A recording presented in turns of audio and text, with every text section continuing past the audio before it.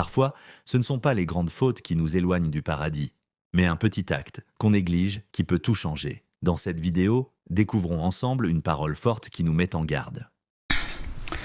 Alhamdulillah, il faut apprendre à vivre avec un principe fondamental que tout être humain a besoin. C'est fondamental. Ce principe n'est autre que Trolf Sokrasek. Mêle-toi de tes affaires en d'autres termes.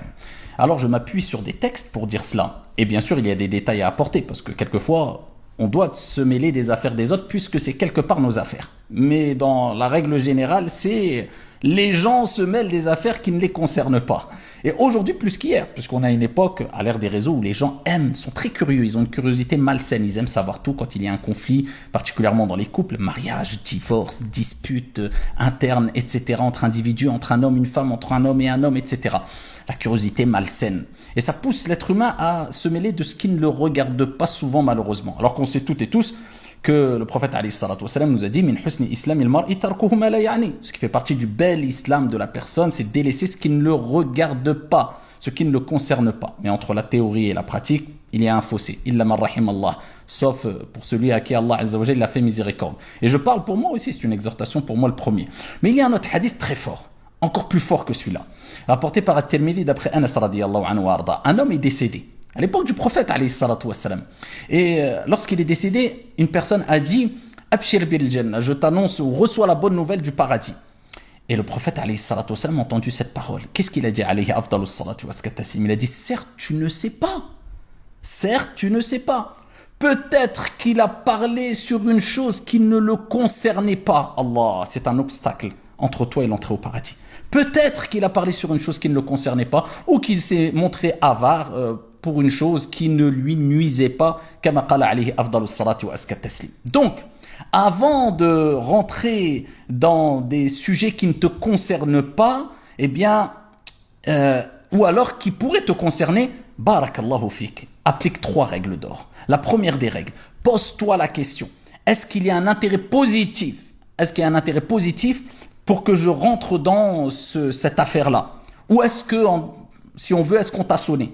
Si on t'a pas sonné, et si tu ne vois pas d'intérêt positif de rentrer, c'est-à-dire que tu vas pas apporter quelque chose de positif pour rentrer dans l'affaire, continue pas. Si c'est le cas, oui, il y a un intérêt positif pour que tu rentres dans cette affaire. Parce que quelquefois, attention, il y a des intérêts, surtout quand ça concerne la communauté ou une collectivité de manière générale. Par exemple, il y a des individus qui commettent du mal, qui répandent le mal, et personne ne veut les arrêter. Il faut les dénoncer, il faut rentrer dans cette affaire-là si personne ne se charge de s'occuper de cette affaire-là, bien sûr. Je parle pas de ces cas-là. Je parle plutôt dans les situations internes, dans des problèmes qui concernent la vie privée, un homme qui divorce avec sa femme, un frère qui se dispute avec un frère, une sœur qui a un petit conflit. Donc ça n'a pas d'impact sur la communauté. Et il n'y a pas d'intérêt que tu rentres dedans. Mais si on va dire il y a un intérêt que tu rentres dedans, ok, passe à la deuxième règle d'or ou la deuxième étape.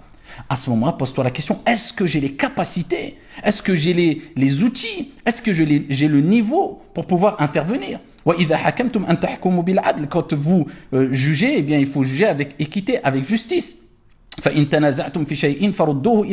Lorsque vous avez un quelconque désaccord, conflit, renvoyez-le à Allah et son messager. Donc il faut avoir un bagage religieux, scientifique, de l'expérience, de la sagesse. C'est pour cela d'ailleurs, ceux qui arrivent à résoudre plus facilement les conflits, ce sont surtout les gens qui sont dotés de science, mais surtout qui sont matures intellectuellement, qui ont beaucoup d'expérience, qui ont de l'âge.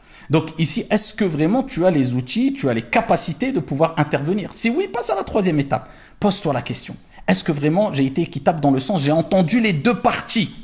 Si tu n'as pas entendu les deux parties, tu as entendu simplement un parti ou une personne qui a pleuré devant toi et qui s'est lamenté, mais tu n'as pas entendu l'autre personne. Où est l'équité? Tu n'as pas les tenants et les aboutissants. Et n'oublie pas, un vivant peut vaincre 1000 morts. Ah, bien sûr, le vivant est là, mais les morts ne sont pas là, même s'ils sont 1000. Donc, est-ce que tu as entendu les deux parties? Non. Dans ces cas-là, eh bien, ne juge pas et ne te précipite pas. Et de manière générale, retenez cette phrase-là, prophétique, min husni islam il mar'i tarkuhu ma la ya'ni. Ce qui fait partie du bel islam, c'est de délaisser ce qui ne le regarde pas. Et quand il y a quelque chose qui nous regarde, où il y a un intérêt de le faire, eh bien là, à ce moment-là, bien sûr, il y a des cas où il faut intervenir, surtout quand ça a un impact négatif pour la communauté musulmane. Mais quand c'est des conflits internes, eh bien, soit tu t'immisces et tu rentres dans l'affaire en respectant les règles que j'ai précitées, soit le mieux est de s'abstenir. Et n'oublions pas, la parole d'Allah Azza wa Jal, innamal mu'minuna ikhwa. Peu importe les conflits, peu importe les problèmes qu'il peut y avoir ici et là, les croyants restent des frères. Et il faut toujours faire la promotion de cette fraternité, être un élément positif qui réunit et non pas qui divise. Ce rappel nous montre à quel point chaque action, aussi petite soit-elle, peut avoir de grandes conséquences. Restons vigilants et prenons conscience de l'impact de nos gestes au quotidien. Qu'Allah nous préserve de tout acte qui ferme les portes de sa miséricorde et qu'il nous ouvre les portes du paradis. Amin.